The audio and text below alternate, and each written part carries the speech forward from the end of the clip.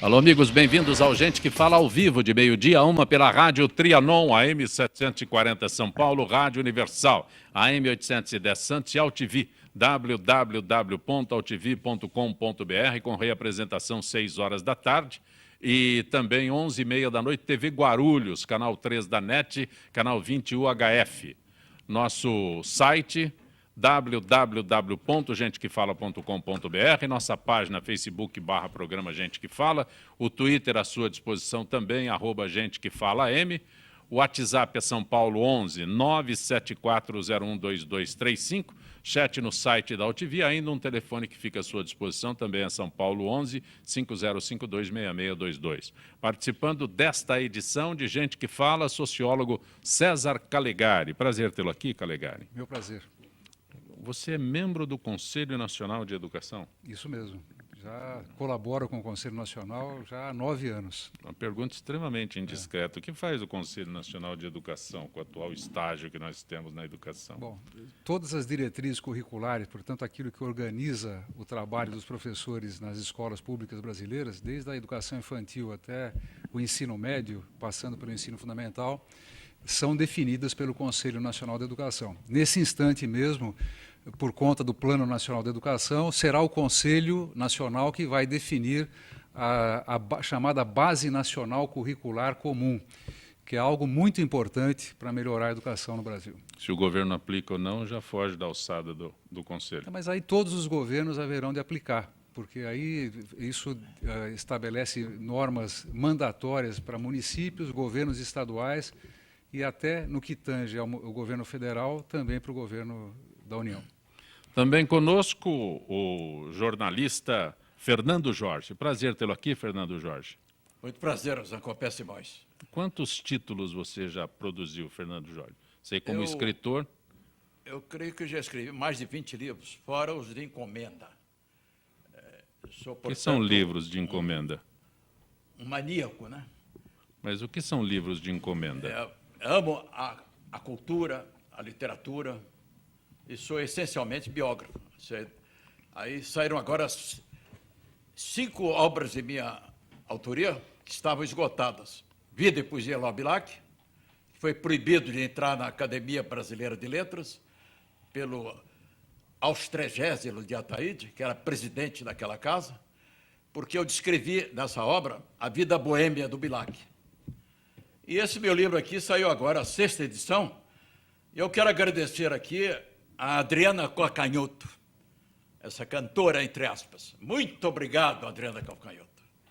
Você plagiou a tese do meu livro no mesmo jornal onde o José Miguel Wisnik declarou que eu sou autor dessa tese. Escreveu esse artigo elogioso sobre o livro. Muito obrigado, porque você ajudou a esgotar a 5ª edição do meu livro. Continue a me plagiar, eu imploro. O título do livro, Se Não Fosse o Brasil, Jamais Barack Obama Teria Nascido. É uma obra do Fernando Jorge, está aqui conosco, e a Adriana Calcanhoto se apropriou da frase. Adriana Calca em Outro, é o novo nome dela. Conosco, a especialista em gestão de empresas e governança, Giovana Donella. Prazer ter aqui, Giovana. O prazer é todo meu. Muito obrigada pelo convite de estar aqui com vocês. É governança corporativa. Perfeito. Você é CEO da Donella & Partners. Sim, uma empresa de consultoria em governança corporativa e atuamos também em conselhos de administração, onde sou conselheira, e todo o nosso portfólio de trabalho é sempre cuidar da gestão das empresas, garantindo a sua sustentabilidade e a sua perpetuidade através da governança corporativa. Daqui a pouco eu vou pedir que você dê mais detalhes sobre tudo isso. Falarei. Ok? O engenheiro consultor de energia, Estélio da Cunha. Prazer tê-lo aqui, doutor Estélio. Prazer é meu, Zancopé. Obrigado pelo convite. Professor Estélio, doutor, professor, tem doutorado, tem mestrado, mas professor Estélio, há algum tempo aqui no Gente que Fala, você chamou a atenção para os valores que seriam cobrados na conta de energia elétrica e na conta de gás, né? Surpreendentemente, a conta de gás os paulistanos podem conferir aí um aumento extremamente excessivo, quando no mundo todo o gás baixa.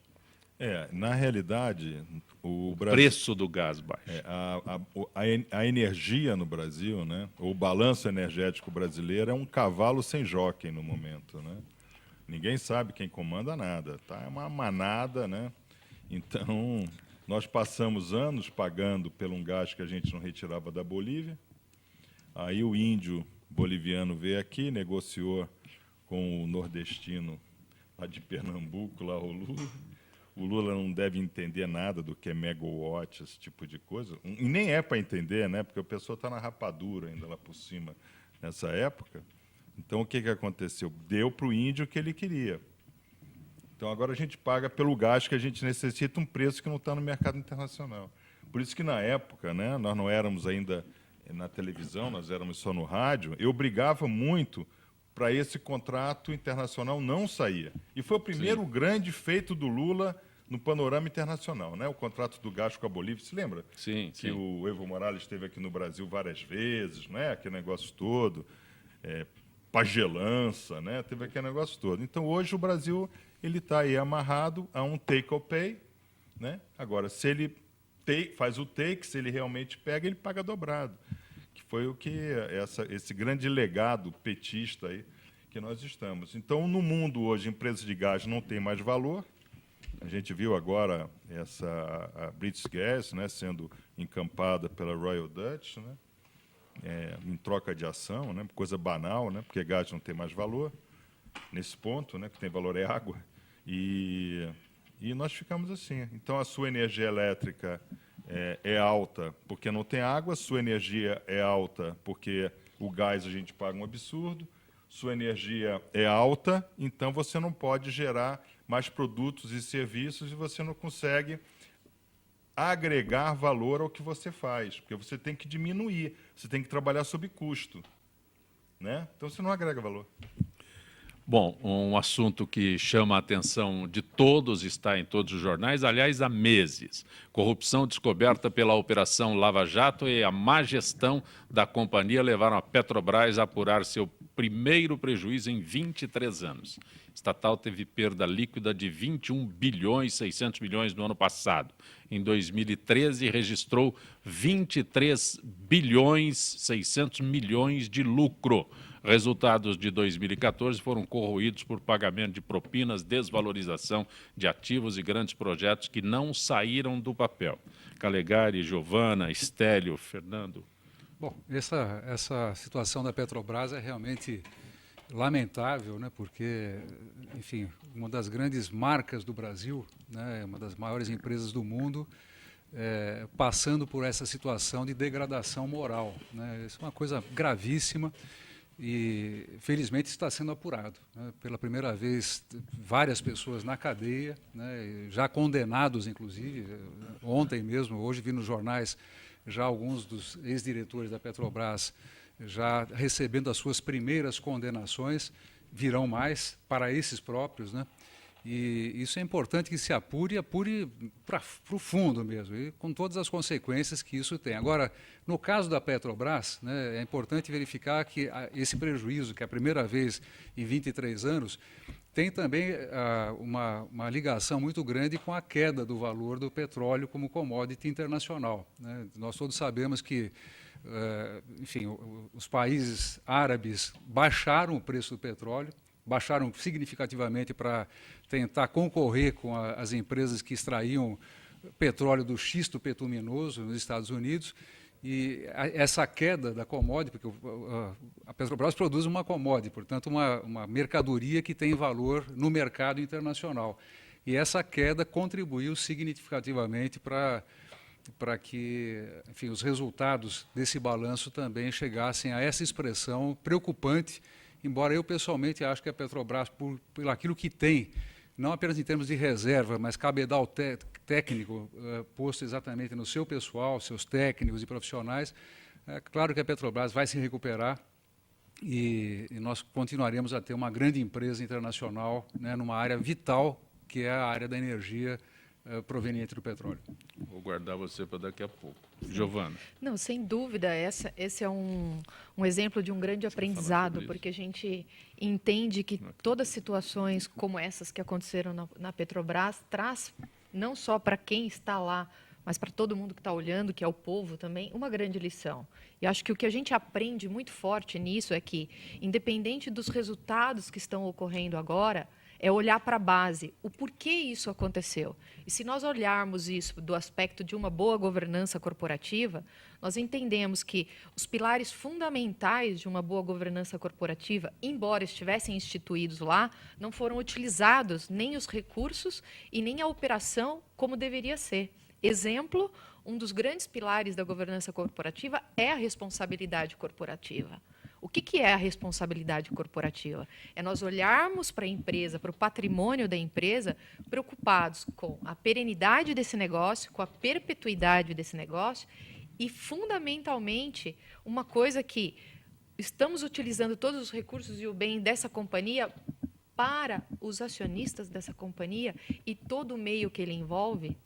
Então, Giovana, acho que isso é uma grande questão. acrescentando no que o Calegari se referiu, e pessoas já presas, e pela primeira vez, corrupto e corruptor. Sem dúvida. Isso é um fato inédito dúvida. no Inédito. Brasil, porque nunca se comentou sobre o corruptor.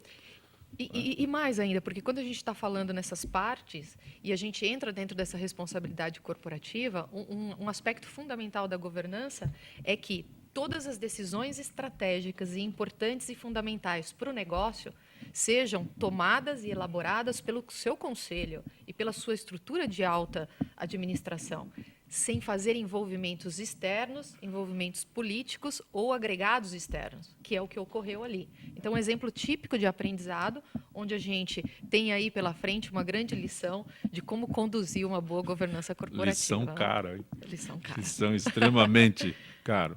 Pois não, Fernando Jorge, por favor. Bem, nesse caso aí da Operação Lava Jato e o caso da Petrobras, me trouxeram à memória uma fábula do grande fabulista italiano Trilussa, pertence à moderna literatura italiana. Vou fazer uma transposição dessa fábula, de maneira rápida. Um porco, um suíno, vivia no seu chiqueiro, atolado ali na lama, onde havia um fedor insuportável. E ele tinha como companheiro, no chiqueiro, uma vaca, que ele chamava de comadre. Um dia ele disse para a vaca: comadre vaca, eu estou enojado dessa minha porca vida. Eu vou sair daqui e vou visitar o Brasil, que me disseram que é um país muito bonito, com uma natureza exuberante. E eu vou sair daqui. Não aguento mais esse chiqueiro, essa lama, esse fedor. E o porco se vestiu, pôs uma camisa listada, uma roupa esportiva, e veio para o nosso país. Aqui ele sambou, comeu feijoada, divertiu-se. Tomou caipirinha. Mas depois de pouco tempo, voltou para o chiqueiro. Aí a comadre vaca olhou para ele e disse assim: ô compadre porco, você não gostou do Brasil? Já voltou? Por quê? Olhe, comadre, o Brasil é muito bonito, tem uma bela natureza. Eu fui a Copacabana, visitei lá no Rio o Pão de Açúcar, o Corcovado, mas eu fiquei enojado ao ver tanta porcaria na vida política brasileira. Tem lá um escândalo da Petrobras, Lava Jato, e eu prefiro ficar aqui nesse chiqueiro, porque esse chiqueiro aqui é mais limpo do que o chiqueiro que eu vi lá no Brasil. Aqui não fede tanto. Perfeito. Essa fábula do Trilussa, que eu adaptei para a nossa realidade, exprime o que eu sinto que todos nós brasileiros sentimos. Professor Estélio, Petrobras, tudo Zancopé, que corrupção. Aqui o dado, né? Você fez esse sumário, né? Aqui para a nossa discussão, mas eu queria pegar um ponto que não está aqui dentro. O ponto diz o seguinte: a PricewaterhouseCoopers identificou que a diferença entre o valor de ativo que está no balanço e o valor real de ativo é menos 44 bilhões, para uma empresa que vale 200 bilhões. Então, 25% do ativo é fumaça. Isso é mais sério do que o prejuízo de 20 bilhões. Porque 20 bilhões em uma empresa de petróleo que tem aí 100, 120 bilhões de barris em reserva comprovada a ser explorada, não é muita coisa. Tá? A Shell mesmo, a Exxon agora nos Estados Unidos botou toda a sua rede de postos à venda, que ela tem que fazer aí 40 bilhões de dólares para poder pagar dividendos. Porque o que caracteriza uma empresa de petróleo é a governança corporativa da donela. Cada empresa tem o seu modo de ser vista no mercado. Uma empresa de petróleo ela tem que dar bons dividendos todo ano. O dividendo vem em streamlining. Tá? Então, você sabe que todo ano aquela sua ação vai render mais ou menos aquele valor. O que é diferente, por exemplo, se você está na indústria de aviação, né? Ou na aviação que eu digo construção de aeronaves, né? Ou você está no setor bancário. É diferente, né? Porque você aplica de modo diferente. O setor de petróleo, você sabe que tem aquele ativo, e aquele ativo ele é retirado da natureza de uma forma perene, e essa perenicidade, quando chega ao valor médio da reserva, é que começa a decair dividendos. Então, isso o mundo já sabe. Agora, o que o mundo não sabia era isso, que 25% do valor do balanço da Petrobras é fumaça. É fumaça. Sabe o que vai acontecer? Que é onde ela disse da administração para dividir, né, com os seus associados, para distribuir com os seus associados. Na realidade, tem dois pontos sérios aí. No governo Fernando Henrique Cardoso, alguma coisa dessa natureza deve ter sido ventilada em uma reunião aí de alta cúpula do PSDB. Por quê? Porque eles colocaram como presidente da Petrobras aquele Philip, né, que era nada do setor de petróleo e tudo do setor financeiro. Se lembra disso? Sim. Por 2 anos, que ele quis mudar o nome da Petrobras, Petrobras com X, não foi? Porque era o X do Ike que multiplicava as coisas. Foi uma brincadeira que fizeram aí, mas ok. Exxon é com X, Petrobras com X. Tá, ok. Tá? Então, ele começou a focar esse assunto. Depois, esse assunto saiu de moda. E quem veio administrar o PT, quem foi? Quem veio administrar a Petrobras? A PB, né? Não o PT, a PB. Foi um grupo de pessoas que desconhece o setor de petróleo. Vamos analisar bem. O que a presidente Dilma Rousseff entende do setor de petróleo? Zero. Zero. Zero. Nunca no mundo civilizado, no norte da Europa, América do Norte e Canadá, vão pegar uma despreparada como ela e botar como presidente do conselho. Presidente de conselho de uma empresa mega desse tamanho é hiperestratégico, é o cargo mais estratégico da empresa, é o presidente do conselho. Porque ele vai trabalhar com o cenário plano o tempo inteiro. Pô, você acha que o Obama, né? O senhor escreveu o livro aí do Obama. O senhor acha que o Obama não sabia que o preço do petróleo ia despencar? Claro que sabia. Eles foram lá e assinaram tudo com Cuba antes, porque Cuba é uma rolha em cima da reserva de petróleo do Golfo do México. Eles sabiam disso. O Obama sabia, correu lá no Irã para fazer logo os acordos que tinha que fazer com o Irã, para liberar mais 8, 9 milhões de barris por dia, porque o preço do petróleo precisava cair. Por que o preço do petróleo precisava cair? Porque o mundo ocidental tem que crescer, tem que gerar emprego, melhores salários, mais renda. E não está acontecendo isso. Tá? Desde aí da crise de 2008, do Lehman Brothers, né? Que tem avança, mas não vai para frente. Avança, mas não vai para frente. É aquela escada rolante ao contrário, né? que o Bernanke tanto falava. Então, isso estava predestinado a acontecer, o preço do petróleo. Estava predestinado, e eu falei várias vezes nesse programa, o Lula vende um pré-sal que não existe, a um preço que não existe. Ele é o maior vendedor do planeta. E de onde sai, de onde vem esse óleo que eles sujam a roupa do outro, tal? Não é do pré-sal? Não existe. Mas sai do pré-sal? O pré-sal hoje... Preste atenção, Zé Copé. Pré-sal foi alguma coisa que o Duda Mendonça deve ter colocado na cabeça do Lula para vender uma situação. Entendeu? Sim. Tá? O pré-sal sempre existiu. Eu já falei aqui, a primeira reserva de pré-sal explorável está aqui na nossa orla marítima, em Santos, a 200 quilômetros da costa. Foi descoberto por volta de 78, o dono de 78, por uma subsidiária da Shell Oil americana, chamada Peckney Oil, e foi negociada por uma reserva que a Petrobras tinha no Iraque, que era o Poço de Maginot. Isso lá em 78. O Malufão já estava certo com a Paulo e Petro. Você entendeu? E por que ele não achou petróleo? Ele não achou petróleo porque é tecnologia. Esse é que é o grande problema. Toda essa confusão com a Petrobras é uma questão de tecnologia. Onde é que a propina toda rodou? Ela rodou por plataforma de offshore, plataforma de perfuração, plataforma de exploração, que são empresas internacionais. Onde é que o assunto, bum, veio à tona? Com uma holandesa. Porque o conde belga acabou botando um valor muito alto no balanço dele, aí o governo belga chamou o conde, aí o conde foi lá, pagou 240 milhões de euros de multa, começou lá fora. Algo a acrescentar, Calegari, Giovana?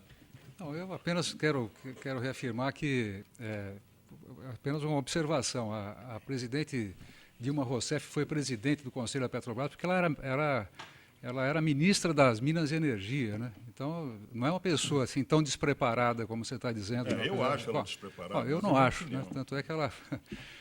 Mas você ganha dinheiro do governo que é dela, eu não ganho. Não ganho dinheiro, eu tá sirvo lá. o país. Você está totalmente enganado de novo. Não é isso, não. Giovana? Mas eu acho que o que tem que acrescentar quando a gente fala num presidente de conselho, e a gente sempre determina muito isso, tanto o presidente do conselho quanto os seus conselheiros. E aí, eles podem não entender do negócio, mas tem que entender de negócio. E entender de negócio e tomar decisões estratégicas dentro da companhia é realmente aprofundar nas questões estratégicas. Então, assim, eu também não me preocupo com a questão assim, se o presidente do conselho ou o conselheiro está sabendo tecnicamente sobre aquilo, porque tem recursos na companhia e estruturas na companhia para se fazer a parte técnica. O que tem que ser muito bem feito dentro de um conselho são as estratégias. E aí o que está acontecendo no mundo, o que está acontecendo que impacta dentro desse negócio, isso sim são as decisões que devem ser tomadas dentro do conselho. Estélio, Stefano de Marília, quer dizer que devido ao governo ter comprado energia de fora para fazer um falso barateamento da energia, estamos pagando por essa manobra e a energia está mais caro, é isso? Stefano de Marília.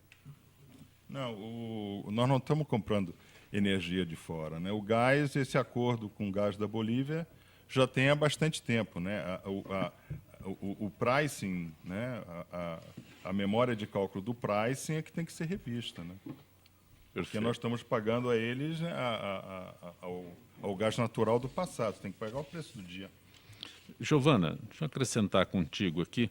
Quando nós vemos essas denúncias, tudo isso, é uma enxurrada de denúncias que acaba vindo à tona com relação à corrupção, empreiteiras e tudo mais, esse entrelaçamento entre empresa e empreiteira, onde essa governança corporativa pode solucionar? Não sei se teria a solução. Sim, a gente sempre diz que a boa governança corporativa, ela cria condições e cria pilares para que a gente tenha uma minimização de todos esses riscos que a gente olhou. Não precisa nem citar cada um, é só olhar no contexto geral o que aconteceu. E aí a gente vem desde uma estrutura de transparência, equidade dentro da companhia, essa responsabilidade corporativa e o accountability, que é a prestação de contas. Então, para que a gente possa ter resultados que sejam totalmente ligados ao que é importante para a companhia e não ter esses meios externos envolvidos, é trabalhar essa transparência de forma efetiva, e aí você cria comitês e cria estruturas dentro da companhia, e essa prestação de conta. Então, o que a gente vê aqui, nesse caso, fundamentalmente? Entrou-se muita informação externa e saiu muita coisa externa.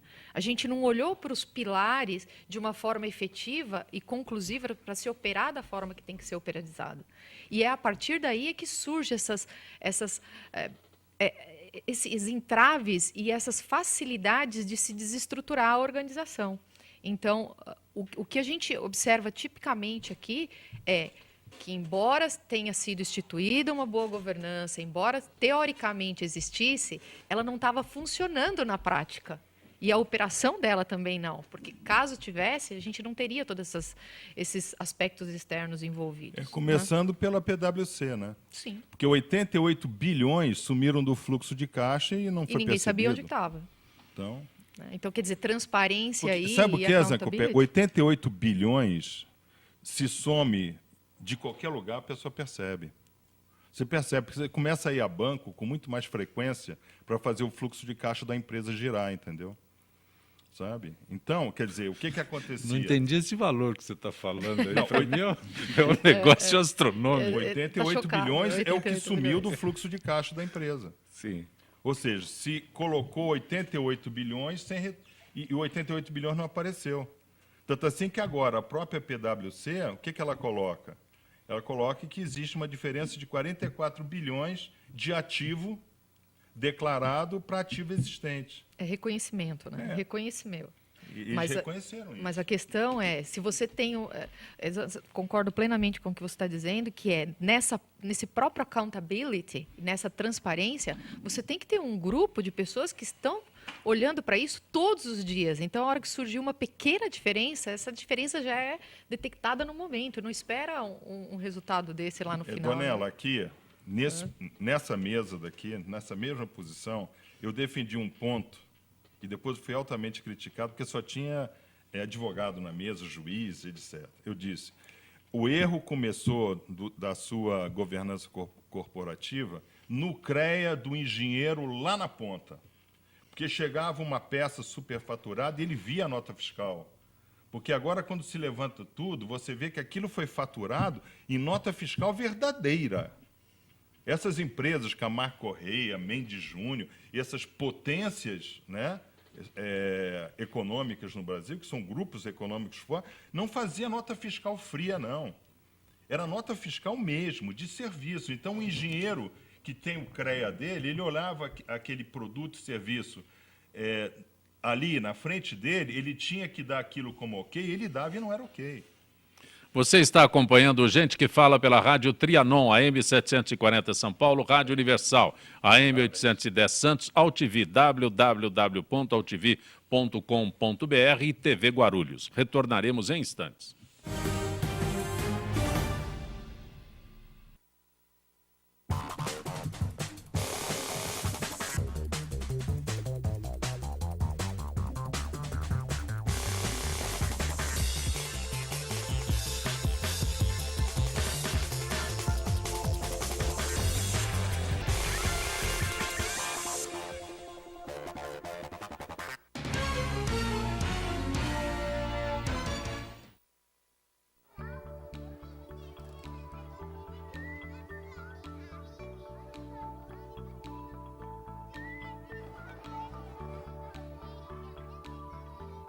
Quando uma criança desenvolve seu potencial, as portas do mundo se abrem para ela.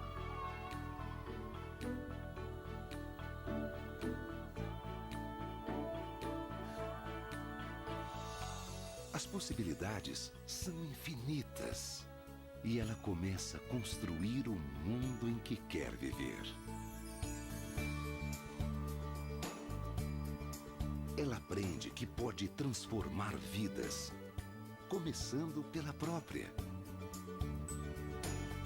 E acreditar que o impossível é possível. Cada criança na escola é um potencial a ser descoberto.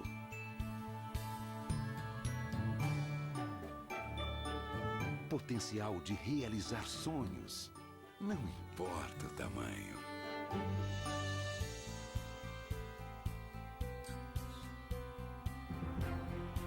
É hora de despertar o potencial das novas gerações. As crianças são o futuro. A educação é o presente.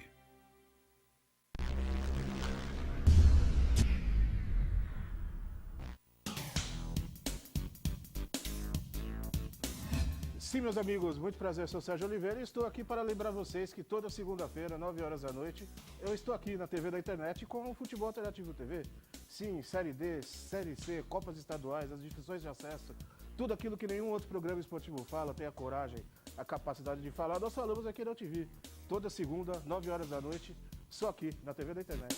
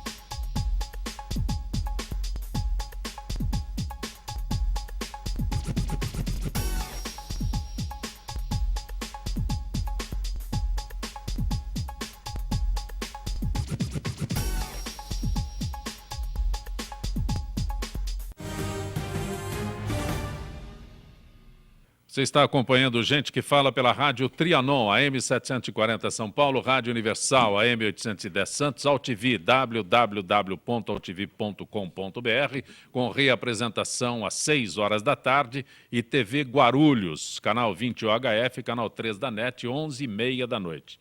Quinta-feira, a AFIPESP participa mais uma vez do Gente que Fala, trazendo dicas para o Dia das Mães. Gisele Souza, do setor de eventos da AFIPESP. Boa tarde, Gisele. Boa tarde, Zancopé. Boa tarde aos debatedores e aos ouvintes do Gente que Fala. Gisele, no mês das mães, a Coordenadoria Social da AFIPESP organiza uma série de atividades especiais só para elas. Todos os anos, as mulheres são carinhosamente cuidadas por especialistas de beleza durante o mês de maio na associação. A programação conta com tratamentos diversificados. Quais são? Marque o horário para cuidar de você. Gisele, qualquer mulher pode participar, mesmo não sendo mãe? Sim, desde que esteja em dia com a sua vida associativa. Qualquer tratamento é gratuito. Basta trazer 2 produtos de higiene para serem doados a instituições beneficentes.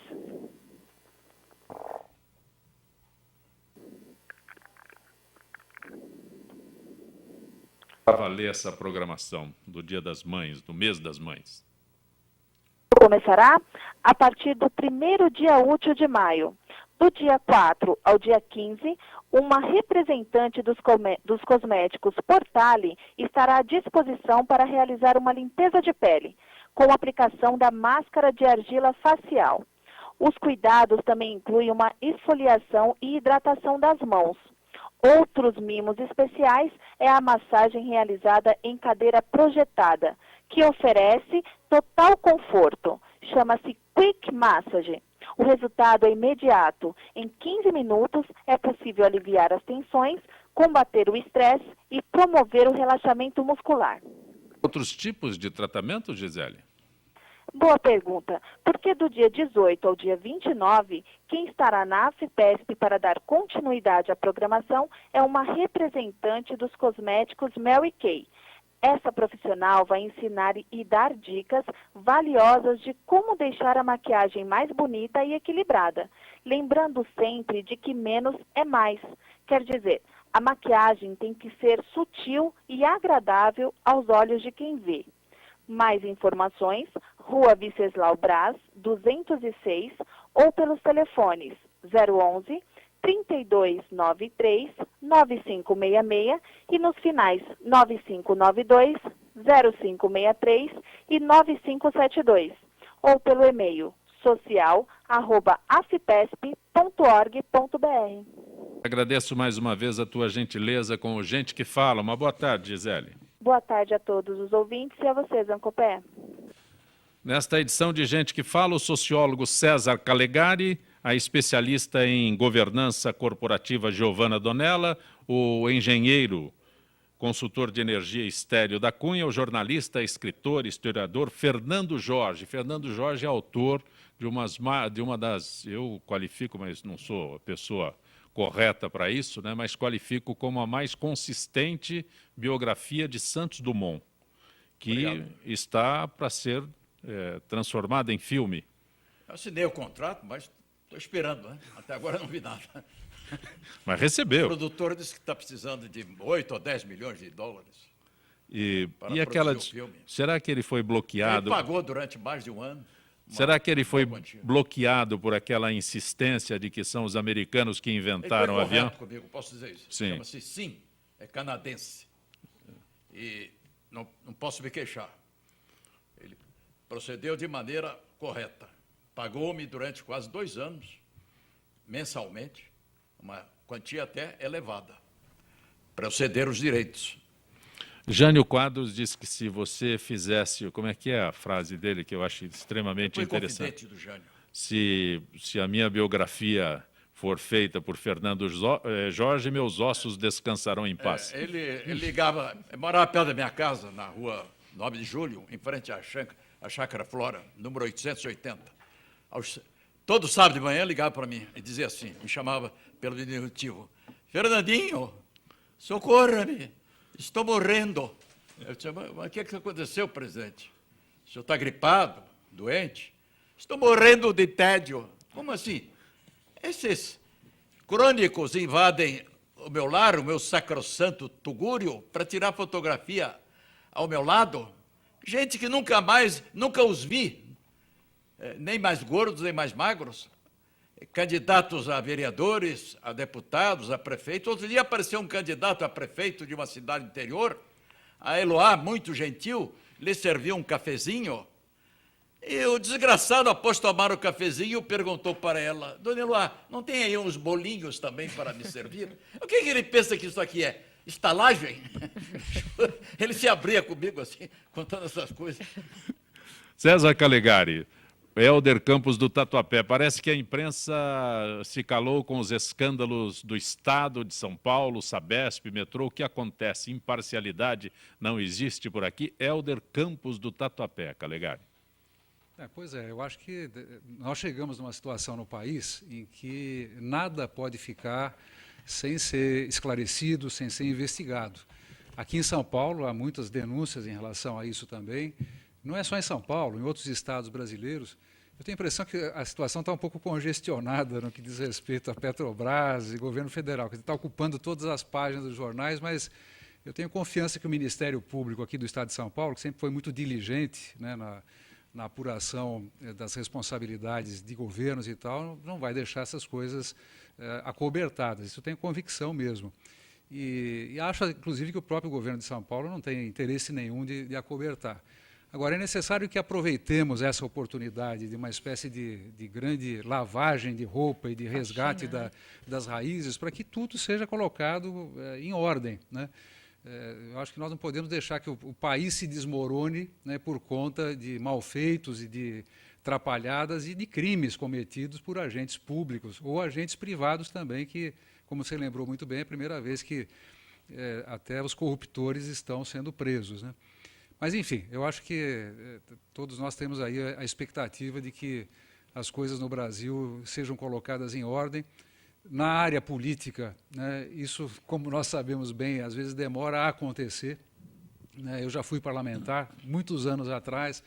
E nós Excelente parlamentar, eficiente parlamentar. Honrou o mandato que cumpriu na Assembleia Legislativa. Enfim, acho que sim também. Fiz tudo para que pudesse fazer um mandato honrado e dedicado àquilo que eu sempre trabalhei, que é a causa da educação, da cultura. Mas na política brasileira, né, a gente sempre fala isso, é uma obviedade, mas aproveitar sempre as eleições para fazer um voto muito consciente, né, trazer para o parlamento, para as prefeituras municipais, para o Congresso Nacional e tudo mais, pessoas que têm um compromisso, né, que têm história. E falo isso porque não sou candidato mais a nada, nem partido político sou mais filiado, né? Mas acho que é importante as pessoas participarem e aproveitarem essas oportunidades agora, desses escândalos todos, para, como a dona estava falando, fazer disso um grande aprendizado coletivo, que é o que nós esperamos que os brasileiros tenham. Essa decisão tua só prejudica a política, viu? Quando gente de bem se afasta, é lamentável. Estélio, Mário Homero, do Ipiranga. É sempre oportuno lembrar que o gasoduto Bolívia-São Paulo foi construído com capital brasileiro e durante o governo Fernando Henrique, diz o Mário Homero. Correto. Foi aquela reação do governo à época de uma crise hídrica, né? Sim. Que foi uma crise hídrica... Que deveríamos ter termoelétricas ao invés de apenas uma geração de energia hidrelétrica, né? Para se fazer o que a gente chama de balanço de carga, a matriz energética ela não pode ser dependente de uma única fonte. Então, o Brasil, o balanço energético brasileiro, ele é hidricamente intensivo. Agora, como você não consegue acompanhar de hidroelétrica picos de demanda, você tem que ter a energia fóssil, porque ela rapidamente entra e sai, né? Então, é de bom tom em engenharia você ter 2/3 do megawatt, se for hídrico, você ter 1/3 de megawatt fóssil. Não é nem termonuclear. Você também não pode ficar aumentando e diminuindo demanda de usina termonuclear, né? Senão dá esse problema que tem em Furnas, né? Que toda hora está parando. Então, essa energia do gás, ela é muito prática para ela fazer o complemento dos horários de pico. Então, a usina hidrelétrica está rodando, né? Está rodando a água passa pelo caracol, está rodando ali o gerador, tudo direitinho. Aí vem o pico, porque todo mundo sai de casa no mesmo horário, toma banho no mesmo horário, liga a televisão no mesmo horário. Então, dá o pico. E esse pico, então, você entra com gás e você abastece o sistema com o que a gente chama... É energia de ponta. Equilibra o consumo. Exatamente. Calegari, os professores estaduais estão em greve, reivindicam reajuste salarial, falam em porcentagem de 75%, e há uma discussão aí que eu até vou pedir a tua gentileza de não ler tudo isso, porque é tão divergente os índices. Qual é a real situação que nós temos? Bom, eu fiquei no início um pouco surpreso com essa pedida do sindicato da POSP de São Paulo de 75%. E tomei a precaução de verificar. O Plano Nacional de Educação, que foi uma lei aprovada, depois de muito debate no Brasil inteiro, foi aprovado e sancionado no ano passado, estabelece que uma das suas metas importantes é que o padrão salarial de um professor brasileiro tenha que ser equivalente ao mesmo salário que profissionais com o mesmo tipo de formação têm. O que me parece absolutamente justo, né? Não é nem mais nem menos, mas é que um administrador, um engenheiro, quer dizer, as pessoas têm o mesmo tipo de padrão salarial. Pois bem, isso está num dos pontos mais importantes do Plano Nacional de Educação. 75%, portanto, de fato é a diferença entre o padrão de remuneração aqui em São Paulo, né, na base salarial aqui do magistério, com aquilo que ganha um engenheiro, um advogado, um administrador, um sociólogo, que está no mesmo tipo de formação universitária. O que eu espero, né, é que o Estado de São Paulo, o governo do Estado de São Paulo, que já foi capaz de estabelecer uma política de recuperação salarial durante 5 anos, e esses 45% que o governador Alckmin fala, foi um plano importante. Eu acho que o caminho é, nesse processo de recuperação e de equiparação salarial dos professores com os profissionais, nós possamos estabelecer uma política de longo prazo. Não é para dar agora, né? Até porque não há possibilidade de que isso seja pago agora. Aliás, eu acho que nem o sindicato pretende isso. Sabe que as contas do Estado, o Fundeb, por exemplo, que é o principal fundo que financia a educação, está em baixa esse ano no Estado de São Paulo, porque a economia paulista está recessiva. Então, as pessoas sabem que isso não pode ser resolvido de uma hora para outra, mas eu tenho esperança, né, que o Estado de São Paulo, pela sua condição, dê um exemplo para o país como um primeiro Estado que projeta uma política de prazo médio ou até longo, mas que os professores do Estado de São Paulo tenham o mesmo padrão salarial de que qualquer outro profissional que tenha o mesmo tipo de formação profissional. Calegari, e a qualidade do ensino, para onde vai, Calegari? Bom, esse é o grande problema, né? O Brasil, acho que tomou várias iniciativas para, no caso do ensino fundamental, praticamente universalizar hoje o acesso, né? Mas a qualidade deixa muito a desejar, e deixa muito a desejar em todas as partes no Brasil. Eu fui secretário municipal de Educação, tomamos várias providências, entre elas o fim da aprovação automática, que era uma verdadeira doença que infestou, né, não apenas a cidade de São Paulo, mas outros estados do Brasil, e que isso resolvemos. Agora, tem consequências, né, que ainda virão a se concretizar ao longo dos anos. Para melhorar a qualidade da educação, melhorar a valorização dos professores é muito importante, aliás, é essencial, mas não basta isso, né? Nós temos que tomar várias outras providências para que a entrega desse serviço público essencial, né, que é a educação, se faça com boa qualidade. Há escolas públicas que mostram que é possível fazer educação pública de boa qualidade. Então, o Brasil sabe como fazer. Precisamos ter força política e a movimentação de toda a sociedade para que esse objetivo fundamental seja alcançado. Calegari, deixa eu aproveitar esse momento, com exceção da Giovana, que, né, todos nós somos contemporâneos, né? Calegari, o Fernando Jorge, Stélio, temos uma outra... somos da época que a escola era risonha e franca. E passamos aí um período em que o grande negócio era a faculdade, você tinha que ir no ensino superior de qualquer maneira. E a base lá ficou esquecida. E vejo que cada vez mais é esquecida. Todas as energias do governo se voltam para o ensino superior. E aí, quando você fala de aprovação, né, automática, vai passando, vai liberando, porque não pode ficar na cadeira. Tem gente nova para usar a tua carteira escolar aí. Eu não vejo nada que melhore este ensino necessário para se chegar lá na universidade. Então, nós estamos todos eufóricos ainda hoje. Isso veio, lamentavelmente, do período que nós tivemos de ditadura, que o negócio era cada um de nós entrar numa faculdade. Se não entrasse numa faculdade, todos nós aqui, se não entrasse numa faculdade, nossa... Você está se referindo à escola risonha e franca? Eu concordo com as palavras aí que ele proferiu, foram sensatas e oportunas. Só que eu quero salientar o seguinte, os professores, hoje, enfrentam um perigo que nem é culpa do governo, são os alunos marginais. A minha filha é professora aposentada. Um dos maiores problemas que ela tinha era enfrentar os alunos marginais. Eu preciso que você chegue mais próximo. Perigosos, que iam armados, ameaçavam até, de agressão física. Isso é uma coisa muito complexa, é um problema de natureza social, eu sei disso. O imperador Dom Pedro II, certa vez, soltou essas palavras: se eu não fosse imperador, eu gostaria de ser professor. Eu não sei se hoje ele soltaria, se ele estivesse vivo, soltaria essas palavras. Mas eu concordo que o governo está procurando acertar no que respeita aos professores. O mal é antigo, é de raiz. Mas nós vamos ter uma oportunidade que todos nós precisaremos participar da definição da Base Nacional Curricular Comum.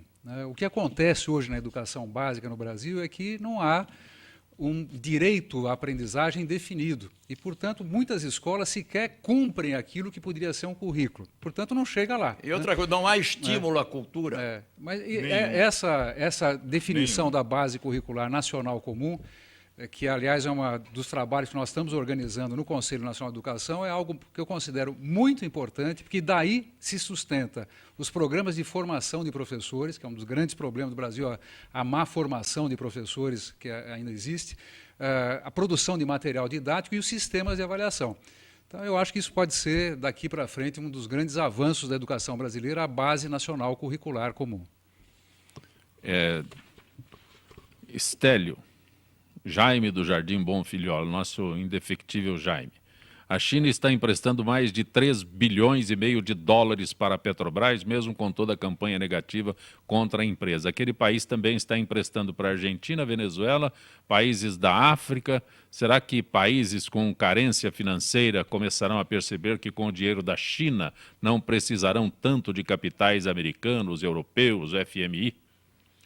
A China, ela vem fazendo a gente chama de horizontalização do capital, né? Então, a estratégia dela é ABC, né? África, Brasil e Canadá. Tá? Então, tudo que é necessário nesses países, eles não só entram com capital, mas eles mandam maciça quantidade de chineses. Aí você pergunta, mas por que tanto chinês está trabalhando na África? Né? Quem vê aí os filmes, vê operários chineses construindo edificações na África. Né? Por quê? Porque lá, eles ficando na África, eles estão fora da lei do segundo filho. Entendeu? O chinês vindo para o Brasil, ele está fora da lei do segundo filho. E a China, ela não faz parte do Conselho de Basileia. Então, ela pode emprestar sem precisar de uma governança corporativa, como da nossa colega Donella aqui. Não precisa. O chinês, ele administra do jeito dele, né? Tem aquele conselhão dele lá, o vermelhão, né, que se reúne lá uma vez por ano, estabelece as metas. Posso lhe fazer uma pergunta? A China não está fazendo isso também? Já Mais pensando próximo, na Fernando. exploração do pré-sal? Não, a Pensando China no já futuro. está no pré-sal. Pensando no futuro, a porque ela não quer investir no pré-sal também? A CNCC, ela já é hoje a segunda maior detentora de reservas do pré-sal no Brasil. Mas não só no Brasil. Ela está em Angola, ela está na Costa do Marfim, ela está maciçamente penetrando na Nigéria também, e ela vem pegando essas reservas que ficaram com preços mais baratos agora, de grandes, como a Phillips Petroleum, como a Conoco, ela vem pegando. Então, a China ela vem fazendo esse trabalho. Por exemplo, a China não entrou no Brasil com indústria automobilística para fazer um modelo mundial, não. Ela vem aqui para tomar 3%, 4%, só que vem 100 firmas. Então, hoje, por exemplo, se o senhor pega um automóvel feito pela Volkswagen do Brasil, grandes partes são feitas pela Volkswagen chinesa. Então, eles estão fazendo essa interligação direto da linha de produção chinesa para a linha de produção brasileira. E também vai entrar no setor de educação. Por E quê? o Banco Central deles bate o martelo e acabou. Na sua opinião, ela vai suplantar os Estados Unidos Não. nesse ponto? Não. E essa é a grande discussão que outro dia eu participei até da área do professor Calegari, né? Os chineses eles estabeleceram uma linha estratégica para, no ano 2026, o jovem chinês de 6 a 16 anos ser, a nível de educação, mais competitivo que esse mesmo jovem americano. Eles já fizeram essa extrapolação. Né? Então, maciças bolsas de estudo para doutorado e pós-doutorado nos Estados Unidos, na Europa e etc. Os americanos estão reagindo, porque os americanos eles pretendem ter a tecnologia de ponta não copiável a partir do ano 2035. Entendeu? Entendi. Ok. Giovana, Pois não. Fernando Lopes, quais as efetivas diferenças entre corporações brasileiras e americanas, por exemplo, ele pergunta. Fernando Lopes. Quais as efetivas diferenças entre corporações brasileiras e americanas? Teria que ver exatamente em que aspecto que ele está dizendo, né? Fundamentalmente, as empresas americanas e empresas brasileiras, cada uma na sua constituição de mercado, tem uma elaboração estratégica. Agora, eu não sei exatamente em que ponto que ele está perguntando, né? Ele não deixou claro. Não. Zé é só Copé, isso. posso falar uma coisa sobre o americano? Isso eu aprendi na própria pele. O brasileiro, ele monta a empresa dele e ele quer que a empresa dele seja dele, da família, tenha a governança corporativa familiar, que vá um dia sentar lá na reunião anual na Escócia, onde eles têm um castelo lá que se reúne, as 250 maiores famílias mais ricas do mundo, etc. E o brasileiro pensa assim, o americano ele pensa da seguinte forma: eu vou montar a minha empresa, o meu programa Gente que Fala, em 5 anos eu quero estar na Bolsa de Valores. Em 5 anos eu quero que a turma venha dizer, você faz bem ou você faz mal o seu negócio. Então, o brasileiro, ele aceita a crítica ali em um surrounding muito pequeno, em volta dele, enquanto o americano é enorme, que é exatamente o conceito psicológico.